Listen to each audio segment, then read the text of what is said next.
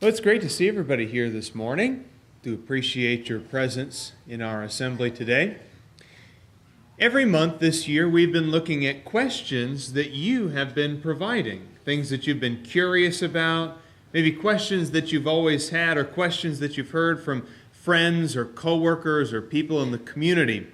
Some of the questions have really caught me by surprise. I've been pleasantly surprised, in fact, by a lot of the questions, things maybe I had never thought about before or that required me to do a little bit more thinking on the subject.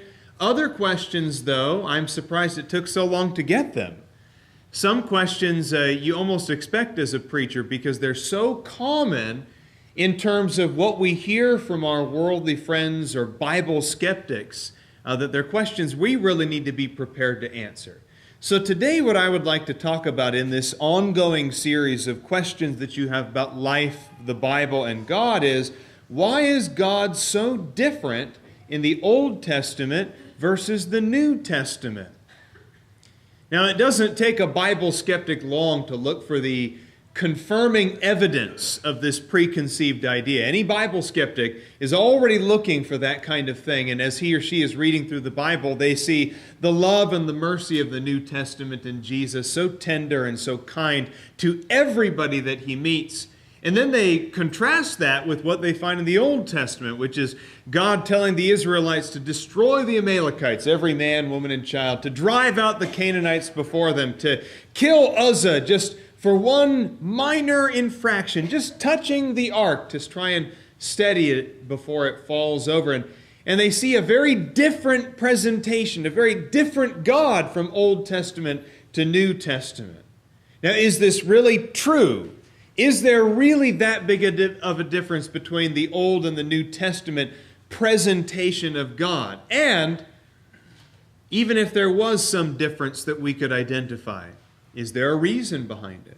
What would be the point behind God presenting himself or revealing himself in a different way from one testament to the next? So let's start by asking this question: what is really at stake when we're dealing with this topic? Well, the first thing that's at stake is the credibility of the Bible itself. Because if the Bible doesn't appear to offer a coherent and consistent explanation and portrayal of who God is and what God's character is, then it calls into question the entire body of literature that we find. I mean, really, if we're trying to present this idea that it was God who was the handiwork behind everything that's happened in the Bible, from the creation in Genesis to the eventual judgment prophesied at the end of the book, then how can we deal with this supposed difference, this incredible inconsistency from old to new? The second thing that's at stake, though, is God's infallibility. Because let's just say, for the sake of argument, that the Old Testament and New Testament really do present very different perspectives on God, very different presentations of God's character. Well, then how do we deal with that? Does that mean that God somehow changed from Old Testament to New Testament, that he matured somewhere along the way, maybe that he cooled off a little bit? I mean, that's happened to people, hasn't it? We've known people who were real fiery in their youth, but as they got older, they kind of mellowed out a bit as they got a little bit older. Is that true of God, though? Was he a really fiery young God in the Old Testament, but by the time the New Testament comes along, he's matured a little bit more, he's changed a little bit more? Again, I think that really calls into question the infallibility of God if God changes from period to period, from age to age. Or does it just mean that he's inconsistent or prone to occasional fits of wild divine rage? But the third thing is this: how do we deal with questions in the Bible? Because there are some real interpretive challenges. If we don't see a consistent portrayal of God from Old Testament to New Testament, then how do we really explain his instances of wrath and destruction? How do we reconcile that with extreme mercy that's seen in the New Testament? How can such qualities as love and hate, mercy and justice, wrath and salvation coexist at the same time? This is an absolutely essential question for the Christian. And we must be able to defend the Bible's portrayal of God from beginning to end, from Old Testament to New Testament. I believe that God is an incredibly complex creature. And the reason why I say that God is an incredibly complex creature is because we are incredibly complex creatures. And if we're modeled after God, even on a very small scale, and we believe we are complex creatures, then how much more complex is God? Are any of us one-note beings? Are you the same person, whether you're angry or happy? Are you still the same person when you're in a good mood or a bad mood? Are you still the same person when surrounded by many friends or when you feel betrayed by people around you? Are you still the same you, even as your mood changes? And of course we know the answer is yes, because we believe that we're complex emotional beings and that we're capable of things that seem disparate at times, that you can be angry and you can be happy. And sometimes, in fact, those emotions kind of intermingle with each other, don't they? I think Ecclesiastes chapter 7 is a great explanation of that, where he talks about how it's better to go to the house of mourning than the house of feasting. At one point in Ecclesiastes 7, he says, while a face might be sad, a heart might be happy. And we look at a verse like that and go, well, how? Because we're complicated. Because we're incredibly complicated. Because you love your children to the point you would die for them, but you find yourself wanting to rip the hair out of your head because of them. Because you love your spouse with all of your heart and you'd give everything for him or her. But at the same time, your spouse is also capable of vexing you more than anybody else that you know. We are complicated and complex beings, and we're modeled after God. So God is an infinitely complex being. All of our emotions are just small versions of His.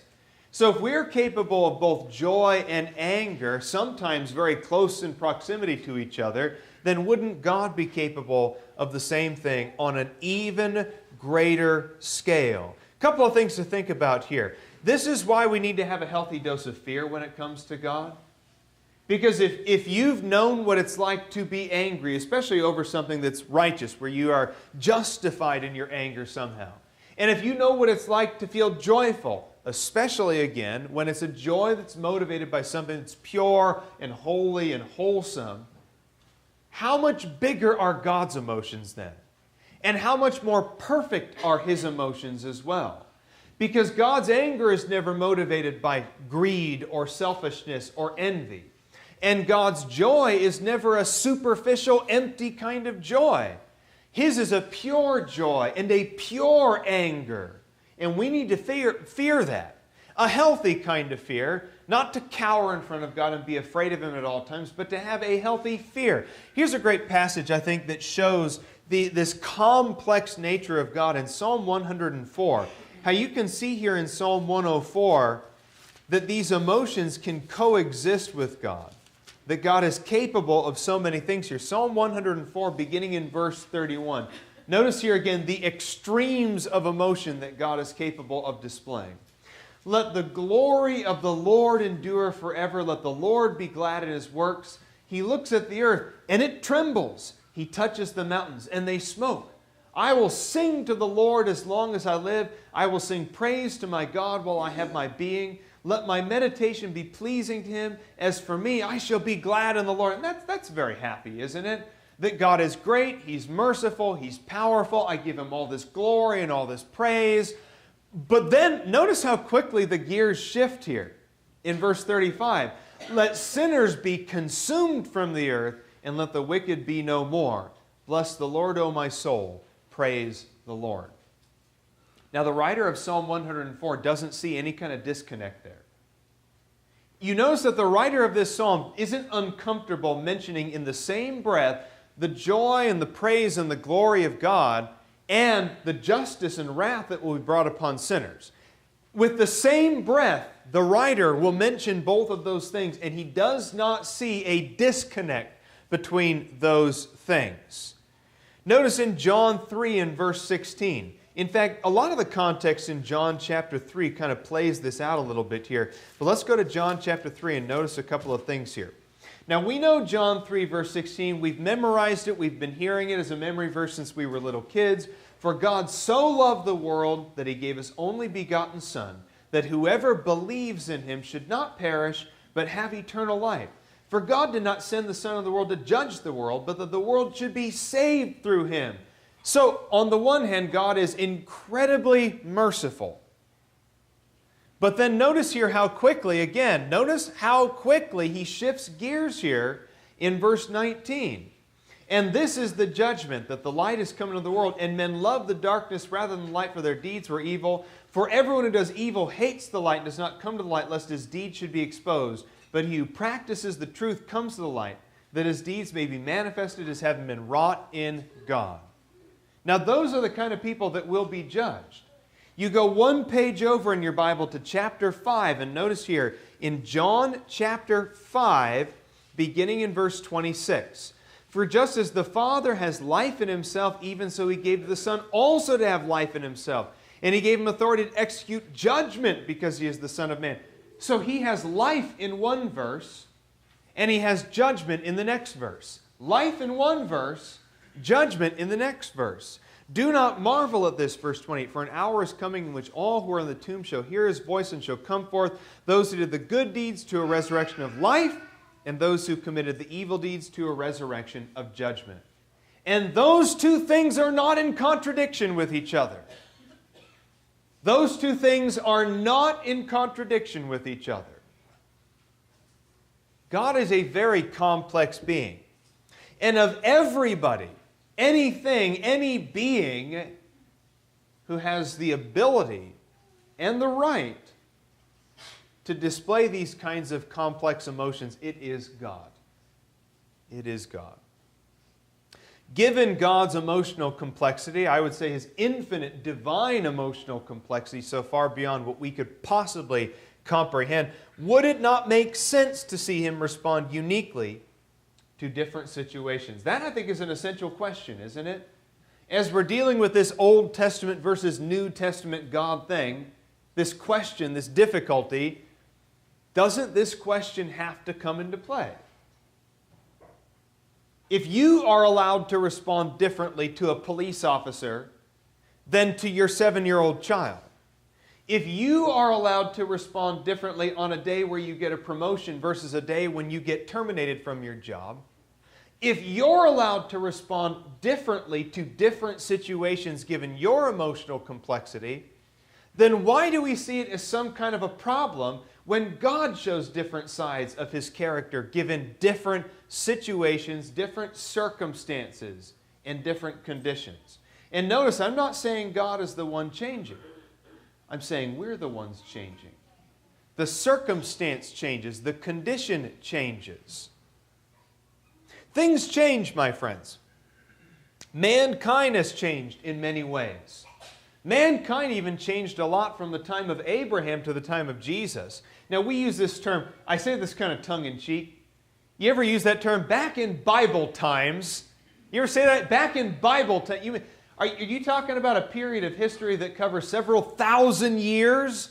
You know, when you're going from a time where people were making little bronze and stone tools to a time when the Roman Empire had the most complex empire ever seen in human history, with a postal system and an advanced military and philosophy and an understanding of mathematics and engineering. You're talking about Bible times, right? Bible times covered the period from the very first time mankind put clothes on to the time that the Roman Empire was running the world. Bible times is not one time period. And from Abraham to Jesus, you see incredible changes in the way that mankind interacts with each other, in the way that mankind understands things like math and engineering, science, and the world around him, the way that mankind builds governments and cultures and societies in art and literature. Mankind has changed a lot. Mankind changed a lot even within the narrative of the Bible. So wouldn't you expect God to interact with mankind or reveal himself to mankind in a way that was appropriate from age to age to age? Let's talk about a few specific things like warfare. Skeptics often point to the wars of the Old Testament as evidence of this angry, greedy, capricious, bloodthirsty tyrant God of the Old Testament, which seems totally irreconcilable with the loving and merciful God of the New Testament. But the Israelites lived in a world that required a degree of brutality because they lived in a brutal world. The time of the Israelites, especially the time where they were entering the land of Canaan, taking over the land of Canaan and building a small kingdom there, that was an incredibly brutal and backward-thinking time period in human history. They were surrounded by violence and danger that would make any of us squeamish, which is part of the reason why I think the Bible skeptic struggles so much with the Old Testament violence. You know, today we live in an age that's so scrubbed clean that we're uncomfortable with almost anything that's violent or dirty or filthy or gory. You know, we'll eat a hamburger, right? We'll feel comfortable eating a hamburger or a steak because it doesn't look like a cow. But most people today who are comfortable eating hamburgers would not be able to go and see a meat packing plant. They wouldn't be able to stomach it. We live in an age where we're simply not emotionally capable of looking at violence and gore right in the, eyes on the floor in a bucket. We're not capable of confronting that. So it's no surprise then that 21st century Bible skeptics read about wars of the Old Testament and go, and shove it away. It doesn't surprise me. But for the people living in that time period, that was life. That was daily life. And I don't want to get into too much detail, but you look at some of the examples from the Old Testament. I'll give you two here. In Amos 1 verse 13 and 2 Corinthians 8 and verse 12, we learn of the way that the Ammonites and the Amorites conducted their warfare. And without getting into too much detail, one of the things that they did in conducting their warfare was to rip pregnant women out and take babies out. I mean, you think about that, like, how is it that you can survive in an age where that was a common tactic? Where we're going to come into your town, burn your houses down, take half of you as slaves, kill the others, and any pregnant women, we're just going to cut you open and take the babies out. And that was life for them. That was life. That was the way it was. So I'm not surprised then when I read in the Old Testament that God equips the Israelites with certain brutal tactics, not so they can just hurt anybody, destroy anybody, harm anybody, but so that they can simply survive in an incredibly brutal and dark world that surrounded them. The Amalekites were not good people. As much sympathy as the Bible skeptic might have, I always wonder, by the way, when the Bible skeptic points out the Amalekites and how Saul was commanded to kill every single Amalekite and totally eradicate them, I always wonder, you didn't realize the Amalekites offered their children as burnt sacrifices, right? I mean, that the Amalekites took babies and burned them alive to Molech. You get that that's the people you're feeling sorry for, right? And the Philistines were no better, and the Assyrians weren't any better either. The Canaanites were not good people. The Egyptians were not good people. That was the world that Israel lived in. So God equipped Israel with the kind of tools that they needed to survive in that kind of environment. In Deuteronomy chapter 20, this is the explanation that God gives, and I think it's an explanation that should suffice for any logical person, where He tells them in verses 17 and 18, "But you shall utterly destroy them, as the Lord your God has commanded you, so that they may not teach you to do according to all their detestable things which they've done for their gods, so that you would sin against the Lord your God." That's why He equipped them, and that's why He commanded them to go to war in the way that they did against the people that they did. God instructed Israel to engage in war, but He never instructed them to become warlords. And I think that's a powerful point to remember. He taught them warfare, and He gave them the tools they needed to conduct that warfare. But He never told them to be warlords. It was never about greed. It was never about power. It was never about lust for flesh. It was about glorifying God and creating a civilization amongst a very dark world that might show some semblance of the light of God. That was the purpose and that was the point of it. But I wonder, even with all of that being said, is the God of the Old Testament really that different from the God of the New Testament? One thing to keep in mind about violence and warfare in the Old Testament is you're looking at over 2/3 of the Bible that covers thousands of years of human history. Whereas the New Testament is the minority of the Bible. It's, that much compared to that much. And it only covers less than a century of history. So if we're just looking at the total number of times that God judges Old Testament versus New Testament, the body of weight, the body of evidence obviously falls on the Old Testament, but that's only because that's so much more history and so much more bulk of the Bible that you're looking at. So don't let that skew you. Sometimes it's easy to read the Old and New Testament and think, well, there's so little violence in the New Testament, so much violence in the Old Testament, but that would be kind of like saying, I'm going to read a book about the last 10 years of America's history, and then I'm going to read a book about the 200 years before that of America's history, and well, there's a lot more violence in that 200-year history. Well, of course there was. 200 years of history is going to have more violence than 10 years of history. But that doesn't mean mankind has changed a whole lot in the last 10 years versus the 200 years before that. So God dealt with mankind in an ancient, brutal, backward time as they could understand Him. And when mankind was ready to receive something better, something new, God revealed it.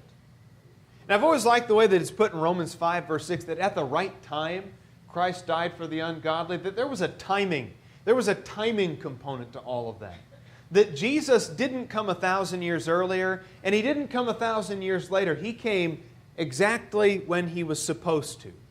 When mankind was ready to hear the gospel, mankind received the gospel. And there's other passages that talk about that as well. Go to Galatians chapter 4 and verse 1, for example. And in Galatians 4 and verse 1, Paul writes here, "Now I say, as long as the heir is a child, he does not differ at all from a slave, although he is owner of everything. But he's under guardians and managers until the date set by the father." There's a timing component to that, right? That you don't put your 5-year-old child in charge of your business. Now, you might leave that business to your child someday when you die, but that doesn't mean you put your 5-year-old child in charge of your business at 5 years old. There's a timing component to it.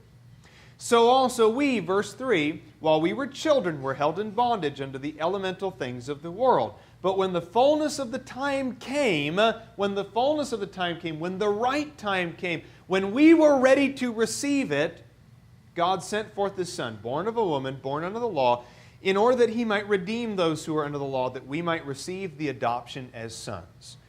There's a timing component to all of this. So if there is some difference between Old and New Testament, it's simply because we changed. Not God so much, but we changed. God is still the same from age to age, even though He might appear very different from Old and New Testament. Here's the example that I want to point out. This is how I think of it, at least. This is what makes sense in my brain. And when my kids are little, I reveal myself to them in a way that's appropriate for their age. When my kids were babies, little babies, I'll coo and goo goo gaga at them and tickle their feet. And now Sterling is 7 years old, and I don't goo and gaga at him, and I don't tickle his feet quite as much anymore. Still a little bit, though. And when Sterling is 17, I won't tickle his feet at all. He'll be stronger and faster than me by the time he's 17. I'm on the decline. Like this is it for me right now. I'm as strong and fast as I'll ever be compared to him. But didn't your Father do the same thing? Didn't He reveal Himself, interact with you in a way that was appropriate for your age? Now, if you look at the way a father acts with his little baby, goo goo gaga and tickling his feet and everything, that's very, very, very different than the way that a father interacts with his grown-up 29-year-old son. Their conversations are very different. The level of conversation, the maturity there, how they interact, how often, it's completely different. But if you just took a snapshot and looked at a man with his 18-month-old child, and then took another snapshot of a man with his 29-year-old son, you might say, Those are very different men. I don't see any similarity between them. There's absolutely nothing that connects goo goo gaga with having adult conversations about financial investment. There is no connection between them. Those are clearly two completely different men. Well, we'd say you're crazy. Because a father interacts with his children in a way that's appropriate for their age. Now, that might look very different from age to age, but is he still the same father? Is he still the same man? Am I still me, whether I'm interacting with a little baby or interacting with an adult child of mine? Am I still the same me? So again, even if you concede, which I don't necessarily concede this, but even if you make the concession that the tone of the Old and the New Testament appears to be very different, that still doesn't mean that there's a difference between the God of the Old Testament and the God of the New Testament. God simply revealed himself differently and interacted with mankind differently from Old to New Testament in a way that was appropriate from age to age. But even an objective look at the Bible will reveal some incredible crossover between Old and New Testament. That's why I say it's not a concession that I'm necessarily willing to make, that the tone is really that different. I don't think the Old Testament is that different from the New Testament in terms of how it presents God, in terms of the content of God's character and His personality and how He interacts with man. Of course, the Old Covenant and the New Covenant are very different in their content and their tone, but I'm just saying how God reveals Himself from Old to New Testament, I just don't really think it's that different.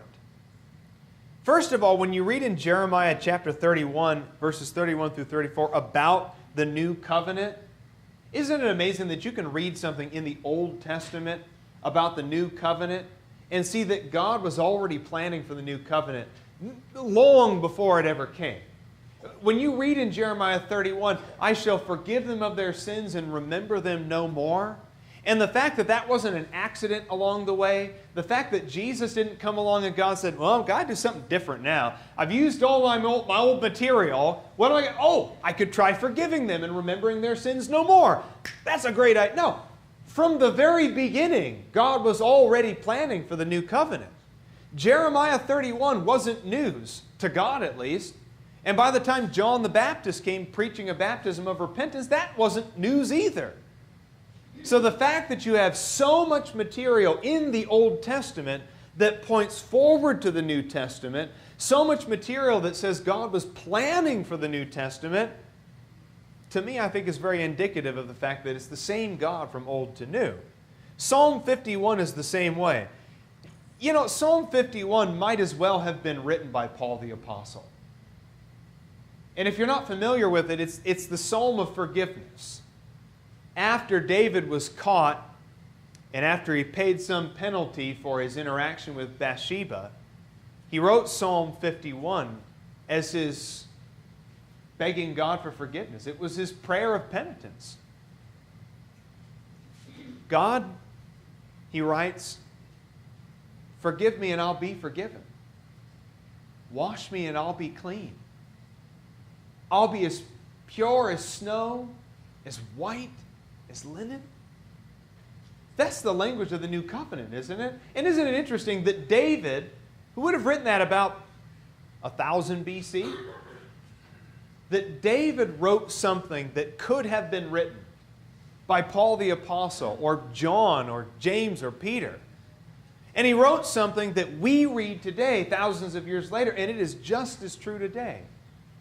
That when God forgives, He really does forgive.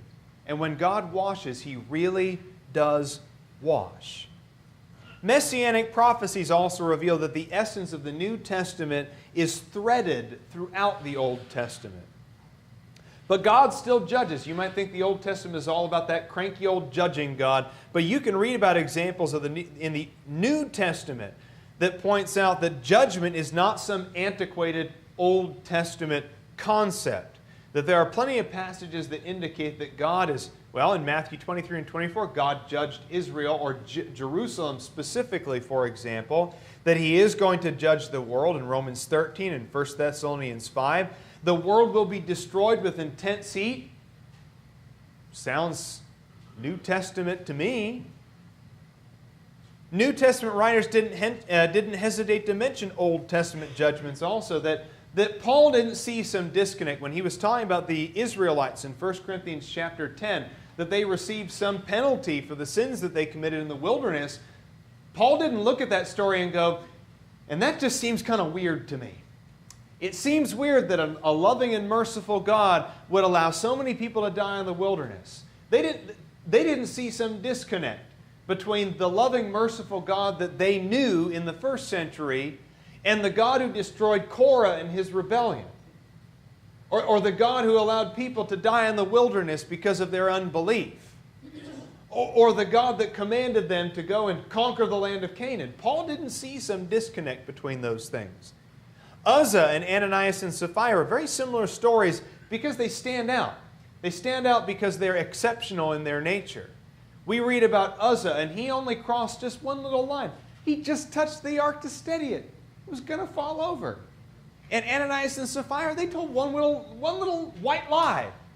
And they told that white lie while doing something overall that was pretty good, right? I mean, they were donating money to the church. So that was overall a good thing they were doing, right? So I found it very interesting that people claim that there's some difference between Old and New Testament God, and you have these exceptional examples in Uzzah and Ananias and Sapphira that seem like they play out like the same story. And God still abhors sin. That's not an Old or a New Testament thing. God has always abhorred sin. And the penalty for sin, the spiritual price to pay, is still death. It was death in Genesis chapter 3. It's death in Romans chapter 6. Those concepts aren't disparate. And God sees faith as a virtue. And in Hebrews chapter 11, the writer of Hebrews goes out of his way to point out, your faith in the new covenant, your faith as a New Testament person, it's cut from the same stuff as the faith of people from the Old Covenant. It's made of the same stuff. It's the same material. The same building blocks that allowed Abraham and Moses and David to be faithful people. They're the same building blocks that help you to be faithful. Faithfulness is faithfulness, whether it's Old Testament or New Testament. So I see a lot of crossover between Old Testament and New Testament. Enough crossover, by the way, that I don't see some great big difference. To me, it's an artificial difference. It's a misconception that people look for information and they look for evidence to confirm a misconception. Somebody told them one time that the Old Testament God and the New Testament God are so different. So then they found evidence to support that misconception. To me, it's just confirming something that you want to believe about the Bible. But an objective look at the Bible really does reveal incredible consistency, divine consistency in personality and character traits, in judgments, in power, as well as in love and mercy from one testament to the next. Keep the questions coming. I really have enjoyed this series with you. Now, if you're not a Christian here this morning, the way to become a Christian is to believe in Jesus Christ as the Son of God, to be willing to confess that belief before other people, and to put your life of sin behind you, and to be baptized, to be fully immersed in water for the remission of your sins. And if you have not done those things, you're not a Christian. And if you've not done those things, you don't have a right relationship with God. It's time to make those things right. Follow the Bible's pattern and become a Christian today. Whatever needs you might have, let it be known by coming forward as we stand and sing.